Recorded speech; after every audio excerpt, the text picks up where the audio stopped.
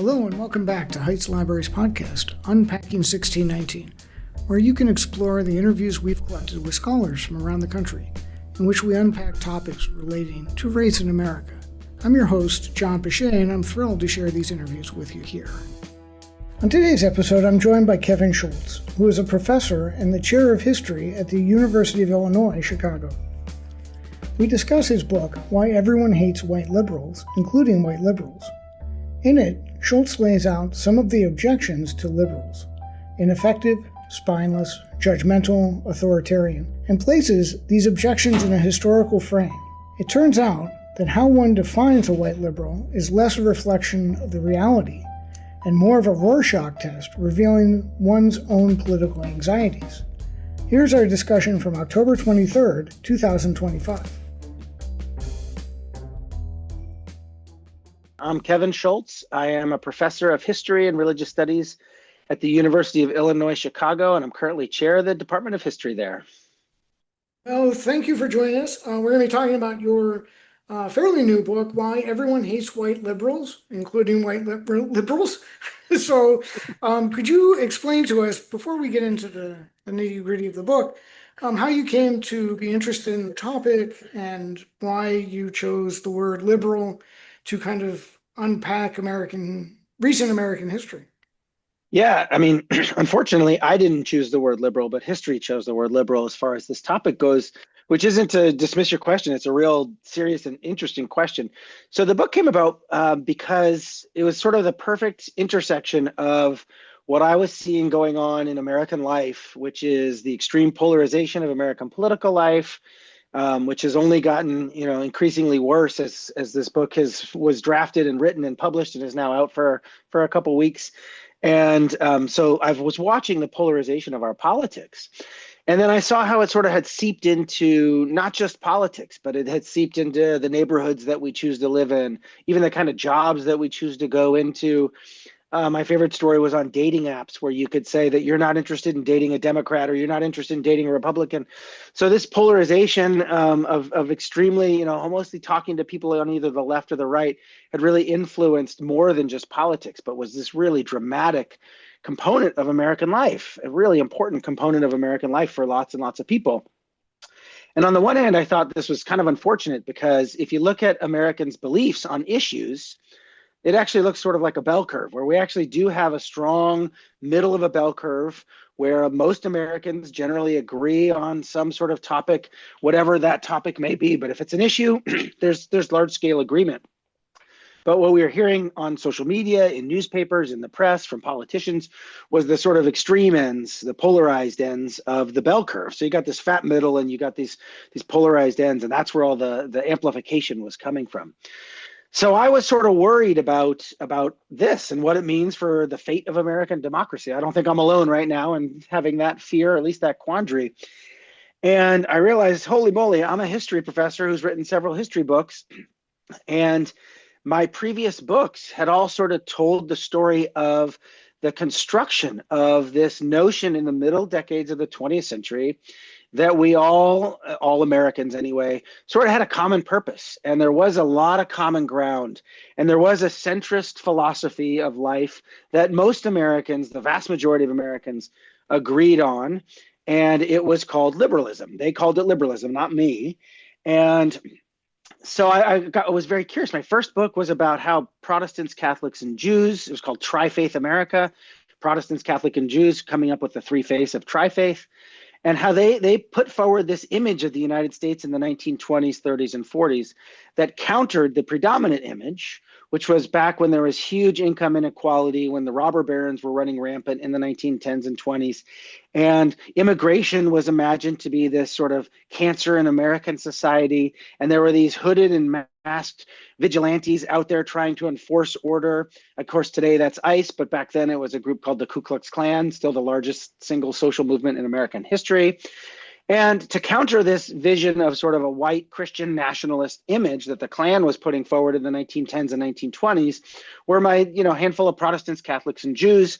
And they were putting forward this image that we were a nation of immigrants, that we were a pluralistic place, that tolerance had to be the sort of base rudimentary component by which we all could get along. And that image took hold in the 1930s and 1940s and 1950s, sort of won. It became the predominant image of the United States that presidents embraced, from a Democrat like Franklin D. Roosevelt all the way to, Republicans like Dwight Eisenhower. And you could even make a case that someone like Richard Nixon even embraced large components of this sort of liberal notion of what it meant to be American, and to which many, many, many Americans subscribe.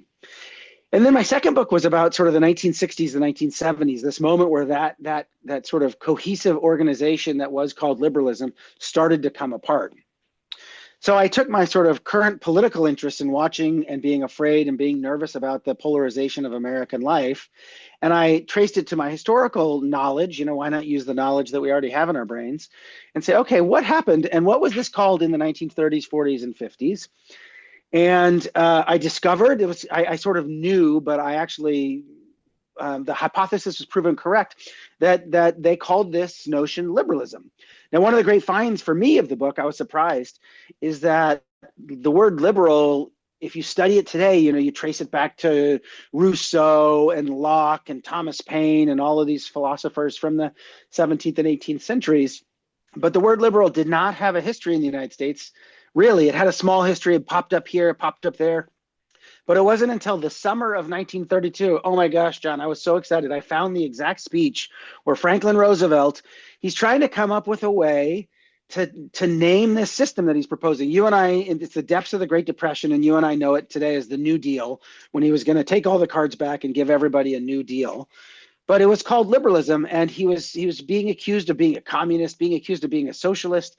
And so he's searching for a word, looking for a phrase that would actually encapsulate this sort of centrist belief. And he stumbled upon liberalism. The crowd cheered in the speech that he went. He gave another speech and he used it 3 times. And before the end of summer, he was calling his vision the liberal vision for America. He never used the word liberal in his life, at least in any of the political speeches before then. So from 1932 on, the liberal vision for America defined the centrist tradition between communism on the left and authoritarian fascism on the right. And good old Americanism was liberal centrist American, whereby we're going to have capitalism, but we're going to put up some government mandated enforcements and buttresses and regulations to prevent it from its worst problematic sort of exigencies. And then we're also not going to go obviously all the way towards a communist or even a dramatically socialist state, depending on how you want to define socialism.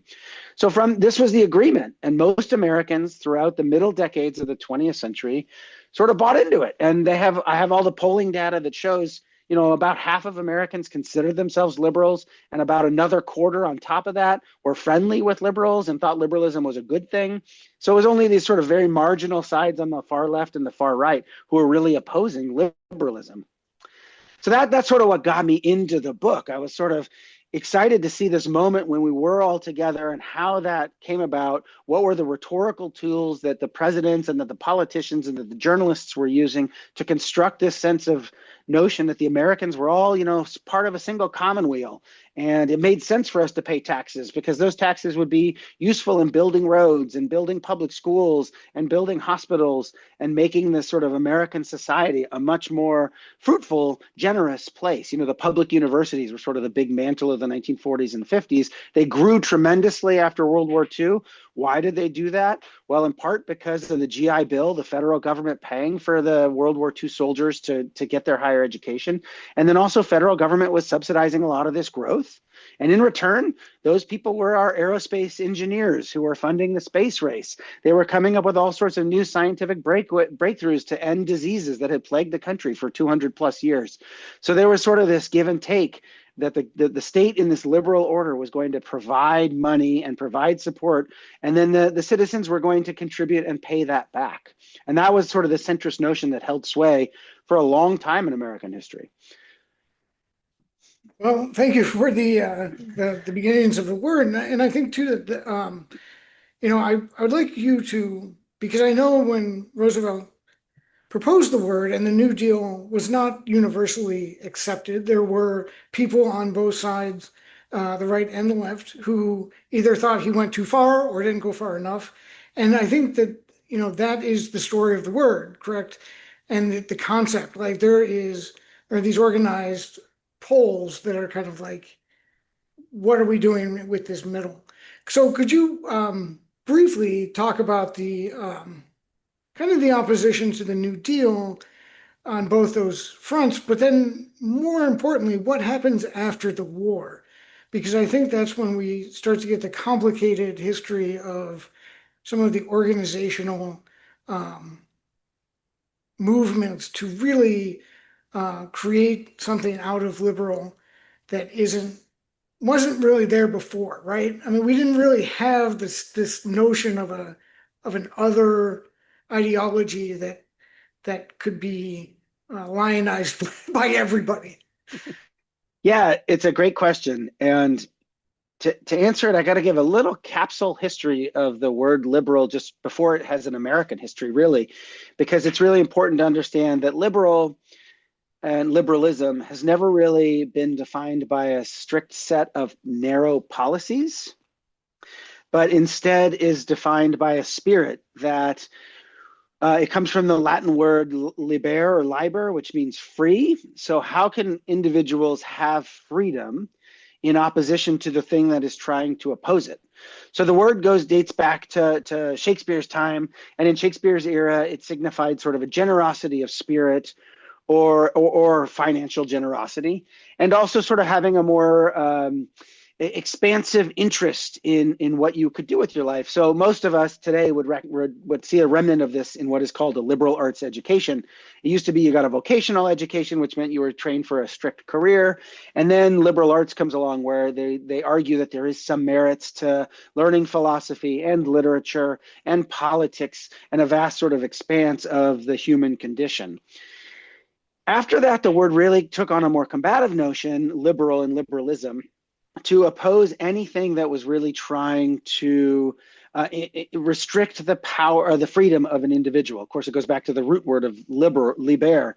And so in the 16th and 17th century, the power holders were churches, usually the Catholic Church, most especially in Europe. And so liberals in the European sense back then signified advocacy for religious tolerance and religious freedom and not having religious mandates on who could serve in the political order, who could make laws. So it was sort of opposing any restrictive religious laws in the 16th and 17th century. Moving forward to the 18th century, you get sort of the period of the American founding, which is who's restricting the freedoms, who's restricting individual liberals? It's kings and queens, right? So all of a sudden the liberals become those who believe in political rights for the individual and the sense that individuals should have a say in who governs them and should have an ability to overturn or push laws that affect their daily life. And so this is when you see the American Revolution. This is when you see the French Revolution. This is when some of the first liberal parties pop up in Europe, not in the United States, importantly for the story that I get to tell.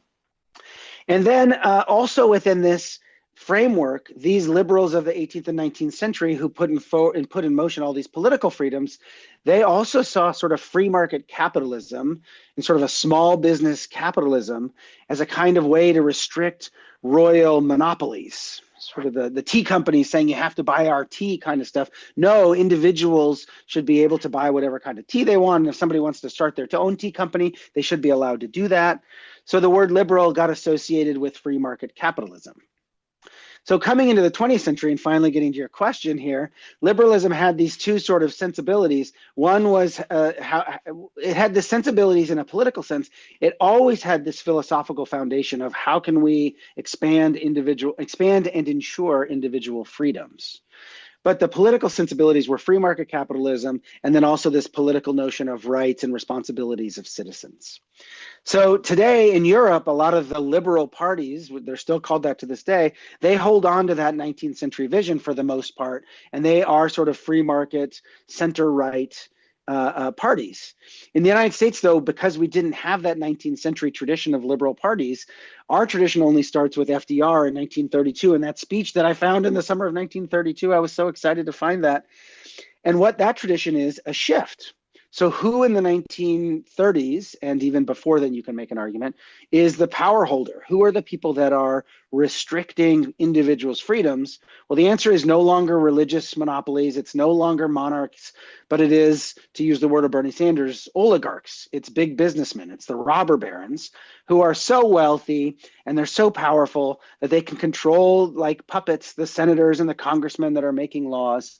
And so liberalism in the 1930s comes to be defined as promoting the use of government to push back against the power of big business so that there can be a basic floor of equality from which Americans can then go on to achieve great things. The state had a responsibility to provide opportunities for citizens. Otherwise, those opportunities would be restricted by the oligarchs. So that was the state's responsibility. And that's where liberal came about to have its current meaning in some ways today. This was so wildly popular, so unbelievably popular, that, like I mentioned earlier, both Democrats and Republicans embraced what was called the liberal order. And it meant that some people grew a little bit frustrated. And this gets to your question of some of this pushback against the liberal order. Even though this sort of high point of liberalism was generally wildly successful in what its aims were. I mean, in the 1940s and 1950s, we had the fattest middle class than we've ever had in American history. We had extreme wealth inequalities in the 1890s, 1900s, 1910s, starting in the 1930s with the New Deal, going on into the 1940s and into the 1950s, when the government is really trying to raise all boats, to use John F. Kennedy's metaphor. We have the fattest middle class that we'd ever had in our history and that we had ever had since then, because it starts to go away in the 1970s. So these mid-century liberals did provide this fat middle class. They expanded suburbs, they expanded public education. We'll get to this, I know, in a little bit, but they also pushed for civil rights laws, the Civil Rights Act of 1964, the Voting Rights Act of 1965, the Housing Rights Act of 1968. These are all sort of accomplishments of mid-century liberalism. But despite these accomplishments, there are all these political actors on the left and the right and from civil rights activists who either hate liberalism and what it's trying to do, or they are opposed to sort of its inability to go far enough and bring about, say, true equality for Black people or true economic equality from people on the left. So starting in the 1950s and 1960s, you start to see this opposition to liberals and liberalism. And it comes from multiple quarters at the same time. And what's interesting, and this really gets to the question, is all of these people have a different understanding of what a liberal is.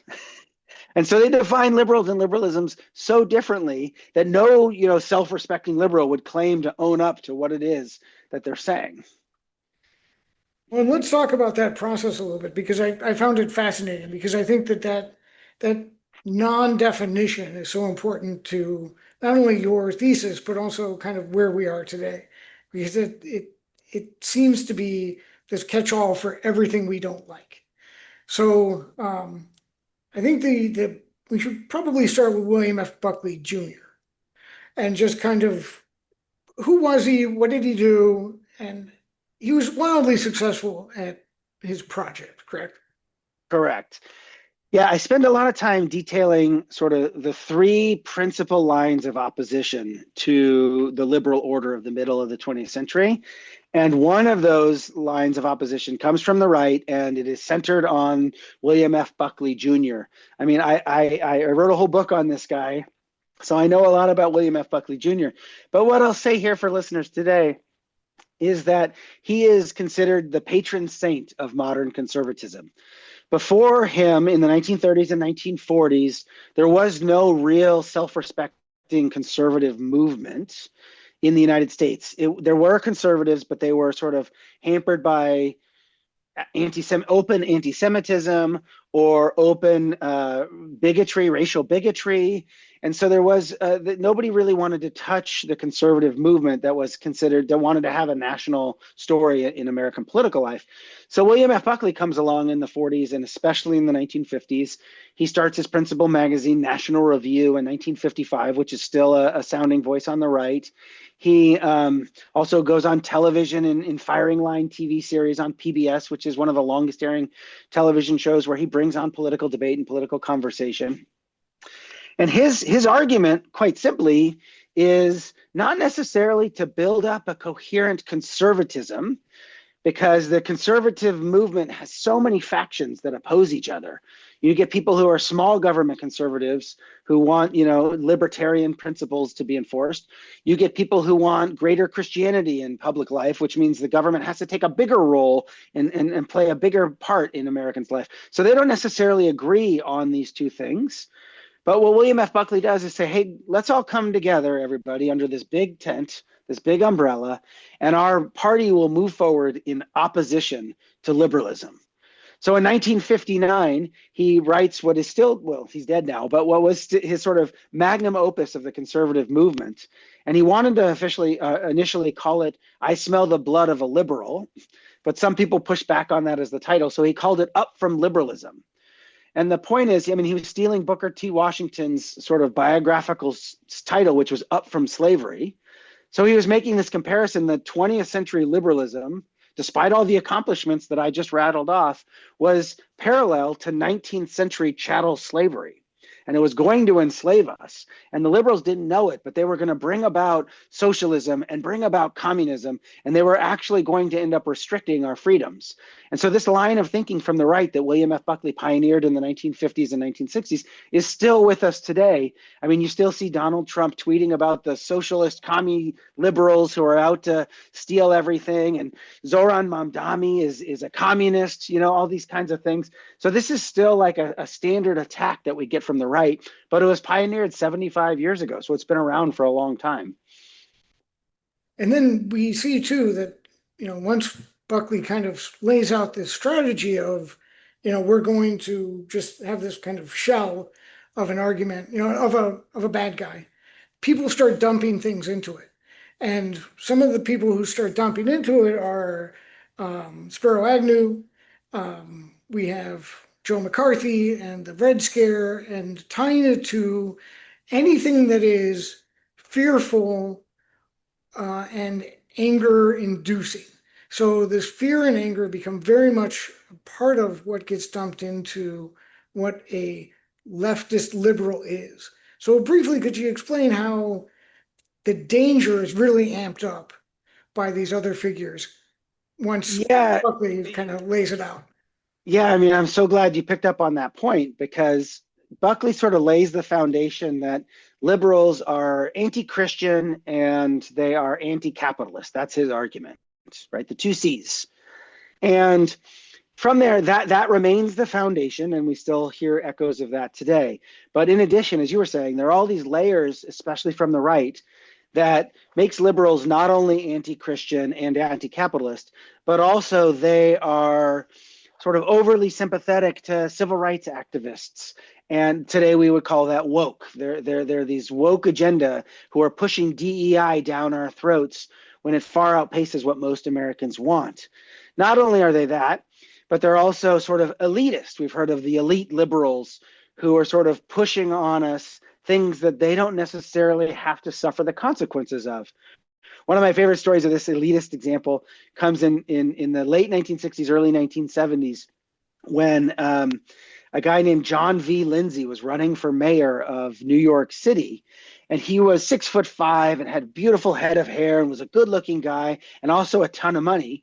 And he would show up in his limousine to Harlem and give a speech about the plight of Black America and how, good American, white Americans needed to do something to relieve the burden of Black people. And then he would take his limousine to the public schools and give a speech on how public schools were the bedrock of America. And then he would take his limousine to go pick up his kids from private schools because they were, so wealthy that they could afford to send their kids to private schools. So his political opponent at the time, interestingly enough, was sort of a law and order Democrat, but he called him a limousine liberal, which I love. It's a phrase that stuck. So these liberals are not only anti-capitalism and also anti-Christian, but they're elite snobs who think they're better than we are and who are woke warriors who are pushing this kind of agenda down our throats where they're not going to be the ones who suffer the consequences.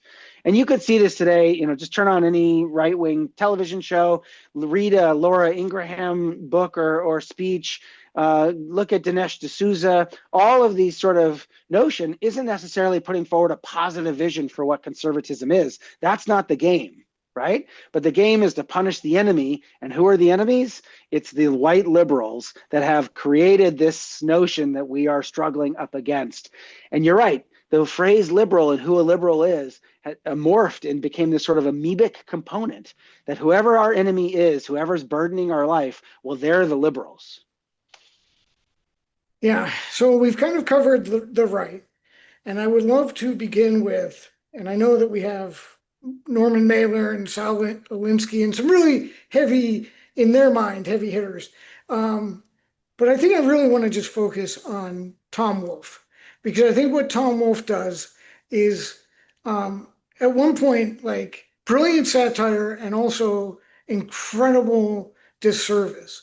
So if you could explain what happens to Tom Wolfe and Leonard Bernstein and kind of the Black Panthers and how that really defines the left's um, attack on liberal, because it does the similar things but differently.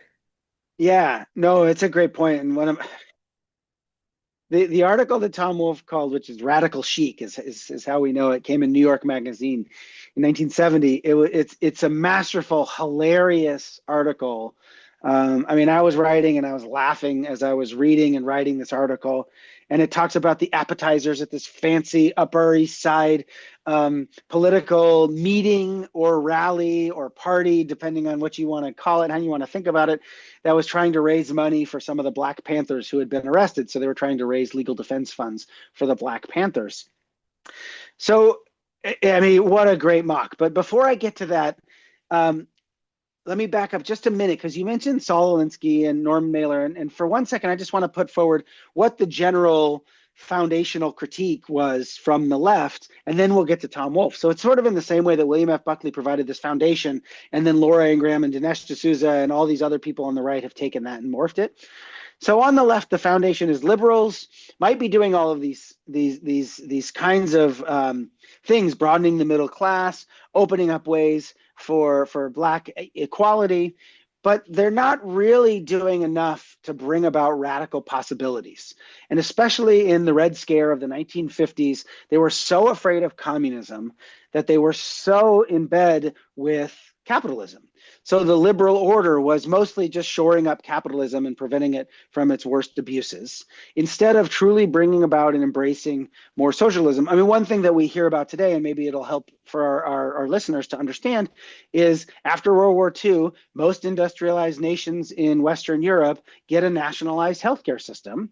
And the United States does not, because we're so afraid of socialized medicine and what that will look like, and will it bring about a communist revolution? And so instead, we now get our health insurance, most of us, from our employers. So therefore, we are afraid of quitting our jobs and pursuing our dreams because we need to have health insurance. So the people on the left say, hey, we're not really embracing a leftist ideology. All we are is endorsing capitalism. And look, I mean, on the left, we're building suburbs. You know, we're expanding outward. We're not imagining radical possibilities for urban living.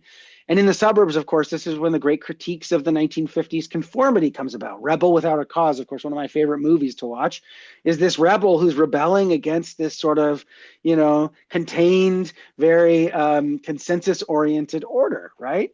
So the leftist critique is saying the liberals have killed true democracy and true radical possibilities because they're way too conservative, which I want to just point out for a second is the complete opposite definition of what the liberals are defined as on the right. And this sensibility, as happened on the right, then turns into this complaint that liberals not only are politically falling short, but they're very mockable. And they're so susceptible to try and do the right thing that they're going to bend over backwards to embrace radicalisms that don't affect their life, but make them look silly, look weak. So this brings us to the party that, or the meeting, depending on who you want to believe, at Leonard Bernstein's humongous, fancy Upper West Side apartment in New York City, where he brings out all of these luminaries, mostly white liberals, and has a meeting where the Black Panthers show up in their, you know, radical black leather with their giant afros, and they're roaming the halls. Some of them are armed. They're roaming the halls, and they're sort of bumping elbows with these super wealthy Upper West Side New Yorkers who are trying to be cool and trying to fit in and trying to, you know, show their true radical credentials by hanging out with the Black Panthers. And Tom Wolfe was a journalist at the time, and he stole an invitation to this party from a colleague of his who had been invited. He thieved the invitation and then went to the party and then wrote this blistering 20,000 word article that has magnificent descriptions of the party. Just fantastic stuff. There are even pictures that just you can't help but laugh out loud and look at some of the radical incongruities between the sort of white, rich Upper East Side life and this sort of Black Panthers coming from the sort of urban areas of America. There's just like, how do these two parties meet? And to get to the substance of what your question is, the answer is that these white liberals are so weak and they're so looking for something to buy into and believe that they'll embrace things that are overly radical, overly revolutionary because they're losing their toehold in American life. And they're just trying to be cool, trying to preserve power. And the phrase that Tom Wolfe attaches to it is radical chic. So it's so cool, it's so chic to be part of this radical order. And it just becomes this open mocking of the liberal order. They've gone not far enough to bring about true equality, and now they're just faking it. And that has sort of continued on to this day. You can see sort of Bernie Sanders arguing that the liberal centrists in the Democratic Party are not really truly believing in equality. They're going to say nice things about equality, but mostly they're going to support corporations just to enrich themselves. And what we need are more radical possibilities. So they're almost, sort of trying to undercut them through mocking them for being elites, for being snobs. The phrase NIMBY always comes up. NIMBY stands for not in my backyard. So as long as, let's have open housing policies as long as Black people don't move into my neighborhood. So that's a critique from the left.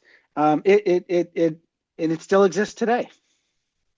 Well, and I want to get back to the mockery component of that, and we'll probably wrap up with that kind of bringing us into today. But before we get there, I'd really like to talk about the civil rights critique, because I think that brings a whole other dimension to liberalism, because it brings, right now we're kind of talking about class, upper elite, wealthy people, but when you bring race into it, Martin Luther King famously says in the letter from Birmingham jail that the white moderate is more dangerous than the KKK member because they are seeming to be on your side, but just telling you to wait, slow down, you're going too fast. So could you talk about how the civil rights movement, and especially Black intellectuals and leaders in that movement, add to this idea of liberalism that really critiques both sides of the coin? It kind of combines the conservative and the liberal, and I think, to my mind, brings out the best kind of critique of what a liberal may actually be.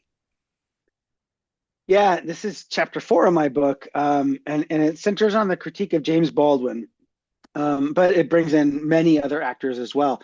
Look, for 200 years in the entirety of American experiment, Black people and Black Americans, before there was an America, have always sort of had a cagey relationship with white moderates.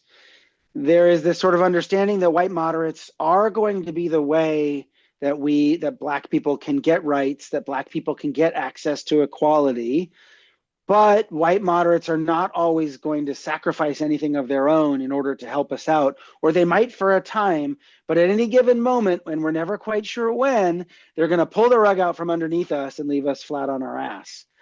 So there is this constant relationship that goes back to the Quakers having separate areas of worship for Black people back in the colonial era. So it's not a new critique. But there is this moment in the 1940s and 1950s and early 1960s when Black Americans look at all the language that pops up during World War II. So during World War II, who's the United States fighting? We're fighting Hitler. And what is Hitler famous for?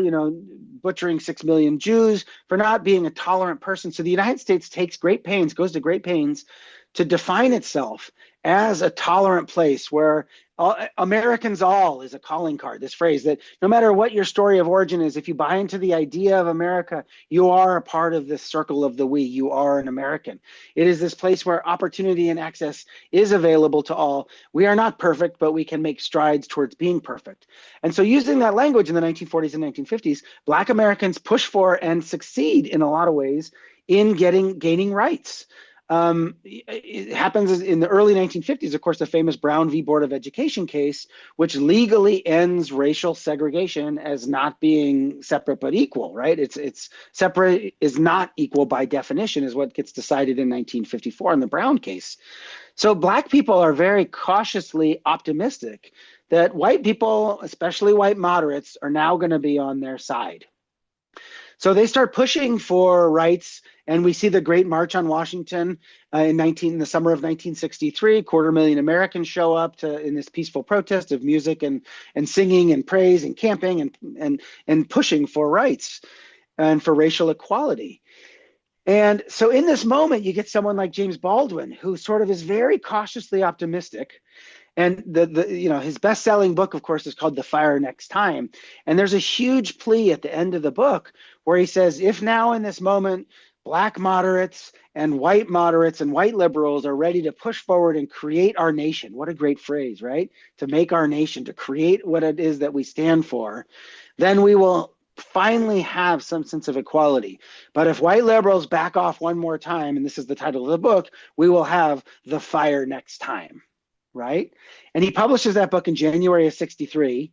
And by the end of 1963, he was so frustrated by white liberals continually saying, as Martin Luther King famously wrote, wait, slow down. You get people like Lorraine Hansberry, Gwendolyn Brooks, other civil rights activists who are so frustrated, and all they're trying to do is push white liberals to be a little more radical or at least live up to their own individual creed.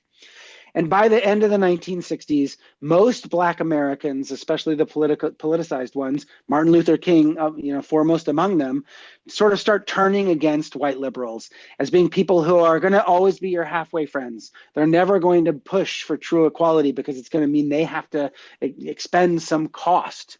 And so you get this critique today. I mean, Ibram X. Kendi is one of the best-selling authors today writing on these kinds of subjects.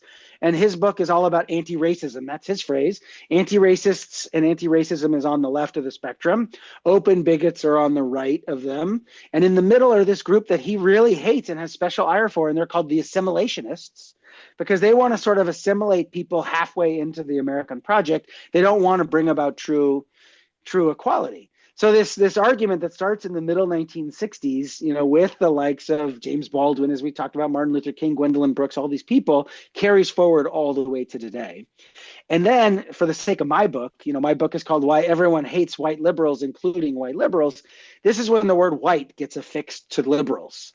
And now, I have a Google alert set. So every morning I get an email saying the phrase white liberal was used in all the following venues. And man, if you want to wake up in an ugly mood, you should get that, because everybody who's talking about white liberals on the internet hates white liberals. Well, let's talk about that, because I think that brings us into today, because I think everybody using it as kind of a whipping boy or a sacrificial lamb or whatever you want to call it, we live in such a culture where both sides aren't trying to win debate anymore. They're not trying to have a dialogue. It's a meme war. It's an insult war. It's who can have the most attention for the most amount of time. And it's always geared at, well, for the most part, geared at making fun of white liberals.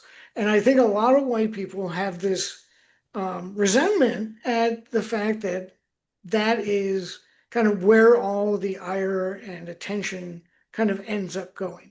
So could you explain to us why both sides want to own the libs? Well, owning the libs is mostly a right-wing term, but I agree with your premise of the question. And owning the libs was interesting. I got to do sort of a deep dive into the origins of these phrases. And of course, owning the libs doesn't refer to slavery and slave times, but it's a computing term where you outprogram somebody else. So you own them is where it comes from. And then it morphs in the 1990s and early 2000s into owning the libs, because that becomes the thing that you want to do. Everybody loves dunking on libs today, right? So I think look, after those three lines of attack that I outlined, one from the right, one from the left, one from civil rights advocates, and the civil rights critique gets picked up on by women's rights advocates, gay rights advocates, Palestinian advocates, all these minoritized groups who are pushing, they think liberals are not going to go far enough and they're only going to be your halfway friend.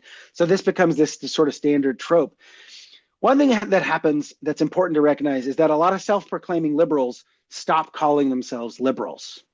This happens in the 1960s very quickly because nobody wants to be tagged with that sort of burdensome definition, which could mean from the right that you're overly bureaucratic or that you want to bring about communism, or it could mean from the left that you're too beholden to capitalism, or it could mean from civil rights advocates that you're too wishy-washy and milquetoast when it comes to pushing for real equality. So nobody wants to claim this thing because it's too impossible to defend because you don't know who's attacking the word from what perspective. So starting in the 1960s, people stopped claiming to be a liberal. And that carries away all the way to today. There was another podcast where Bernie Sanders and Trevor Noah were talking, and Trevor Noah says, do you think the Democratic Party today in 2025 is the avenue to bring about liberal reform? And Bernie Sanders jumps on him and says, I don't like the word liberal. Liberal is not the word. I'm not going to claim that word. And that was exactly what Hillary Clinton said when she was running for president in 2007. So lots of people have disowned the phrase liberal who might have once upon a time claimed the mantle of liberalism as a faith worth fighting for. So without any defenders, people have been able to heap on whatever definition they want to heap on. So one of the fantastic things about writing this book is now all my friends send me the memes that you were just referring to. So I get all these memes of, well, this is what liberals look like. This is what liberals do. I oil my guns with liberal tears. I get all sorts of anti-liberal stuff. And look, here's why. Especially on the right, but not exclusively on the right, but you see this more on the right than on the left. It is more difficult to put together a set of policies that is going to embrace a broad definition of the conservative movement or the center-left movement or whatever we want to call it. So absent any sort of fixed set of policies that's going to bring together your movement, what is going to bring together your movement? It's opposition to an enemy. So let's create an enemy and say that we're opposed to the enemy. And then we can field test ideas. And if those ideas field test well with our voters, then we'll just ascribe them to the liberals, right? But if they don't do well, then we'll just drop them and we'll not pursue them as part of our thing. So, I mean, this is why Donald Trump to this day, just all he does is tweet about liberals, liberal this, liberal that. It's all name calling about liberals because that's easier than putting forward a whole comprehensive plan for what American government should look like and what American government should do. That's why today people on the left are like, how are these people on the right supporting Donald Trump when what he's doing is actively pushing against the things that enable them to eat? SNAP benefits are gone, and Republicans are the ones who have received more SNAP benefits than Democrats. So how could Republicans support this? Well, because they have a common tribal enemy, and that is the liberals. Right? On the left, it's also true, but it's not quite as expansive, in part because Donald Trump has done such a good job bringing together the right that the enemy doesn't have to be liberals. It's now MAGA America and the threats to American democracy. So that's why I say it's heavier on the right than it is on the left, but it is still there on the left. My friends on the left talk about how liberalism is just going to buttress communism and socialism, buttress capitalism and not bring about true equality. So they actually hate the liberal order. And what we're seeing right now in live time, actually, which is kind of exciting, is right now the Democratic Party is sort of in civil war with each other. And sort of the center left is the liberal tradition. And you get centrists like Chuck Schumer, or maybe Hakeem Jeffries, people like that, who want to sort of buttress capitalism, embrace American technology and manufacturing, and sort of keep the system intact with some modifications. But on the left, you get the sort of more social democratic tradition, which is AOC, Bernie Sanders, Zohran Mamdani, who's running for mayor of New York City right now. And they're sort of battling it out, saying, we don't need to buttress capitalism in the way that we have in the past, but we actually need a ground up approach to push back against all the inequalities that have been exacerbated since the 2008 financial crisis. What we're seeing, because inequality is becoming so dramatic, is the Venn diagram of these two parties is overlapping so much that there is this space where the center left and the left can actually come together and foment an attack. It's going to be difficult to actually bring about, but I think that we're actually watching it in live time come about in this moment. And as a historian, as the student of the American past, I can say that we do have the most progressive policies get passed when the center left and the left come together and they put together some of their differences and push forward legislation. We saw it in the 1930s, we saw it in the 1960s. So we have these moments of progressive legislation being passed when the center left and the left actually find common ground. And I think we're actually witnessing in live time that happening right now. And so we'll see. I don't think they will be able to unify under the language of liberalism, which is what they did in the 1930s. I'm not entirely sure they'll be able to use liberalism again like they did in the 1960s when it was deemed sort of great society liberalism. I don't know what phrase will come about that will sort of describe this tribal identity in the way MAGA describes the other tribal identity. We're watching this happen right now, so I don't have the answers for that. But what I can say is that something will come about, and that phrase will be a catchstone for a whole new kind of politics on the left and center left. Well, and thank you, because I think you kind of answered my last question, but I'm going to ask it anyway, which is, do you think the word liberal will ever fall out of the political discourse, or is it here to stay? And I think you kind of touched on it with your last comments there, but I'm still asking. Well, no, it's a good question, and thank you for asking, because it allows me to elaborate a little bit more on something that I think is really interesting. I think liberal will still remain a part of our political language, but as a whipping post, as a thing that people can abuse in order to try and define their own group. So I don't think it's going away anytime soon, but I do think that, I mean, we're already at historic lows of the number of Americans who claim to be liberal, which is something below 20%. So I think, and every time Donald Trump says something, it jumps up because people want to oppose him, but then it goes back down again. So I don't know that it can be a formative unifying cry for a faction of politics in the United States. I do think that the principles of liberalism that FDR described in 1932, which is opposition to oligarchy, which is use of the federal government as a way to provide a sort of more egalitarian sense from which Americans can prosper, I do think liberalism in that vein will continue. But I don't know that too many Americans will claim the mantle of being a liberal because of all the baggage that has been heaped upon it.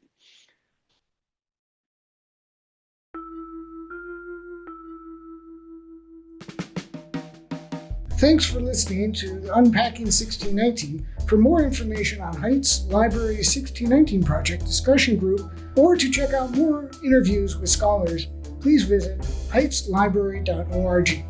See you next episode, wherever you listen to podcasts.